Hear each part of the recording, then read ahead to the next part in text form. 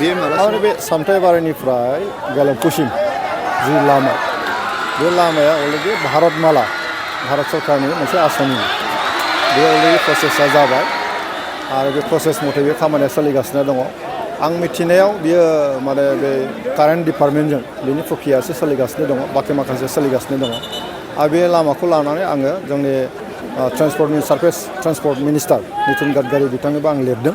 आंनि साइडनिफ्राय बिथाङा आंनि स्टेटखौ मोनबाय होननानै बुंदों आरो थाबैनो बेनि सायाव बेबस्था लागोन होननानै बिथाङा फोरमायदों गतिके आं मिजिं थिदों खस्थ'आ एसे मोनदों रायजो राजाफ्रा न' दाउट आरो बेखौ बयबो आगोलनिफ्रायनो जाबायनो खोनाबाय थादों खिन्थु दाबो जायाखै गतिके मानसिफोरनाव बे प्रश्नआ फैबाय थागोन आरो गतिके आङो मिजिं थिदों साननैसो जों खस्थ'खौ लाबावनांगोन खारन पार्मानेन्ट नेचारनि मोनसे लामा फैगासिनो दङ बाय सार्भे जायो गोबां माखासे प्रक्रिया दङ आरो बे सार्भे जानाय जिथु सेंसन जानायनि लामायाव गतिके टेम्परारि बानायनांगौआबो थाखा फैसा गारबावनांगौआबो बेखौ सिन्था खालामनांगौ जायो गतिके जानाय समसिम आङो रायजो राजाफोरखौ खावलायगोन जे एसे साननैसो नेथोबावदो प्रक्रिया जिथु जाबाय थागोन आरो जि जागोन लामाया बेयो पार्मानेन्ट मोजां नेचारनि जागोन आरो बेबायदि बोसोरनैयावनो बायनाय बिदि लामा जानाय नङा खारन बे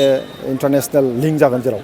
आरो खोब मोजां बाथ्राया जाबाय मा जोंना क'क्राझारनिफ्राय गेलेमफुसिम रेल लाइनबो जागासिनो दङ गतिके रेल लाइनबो फैगोन भारतमाला लामायाबो जागोन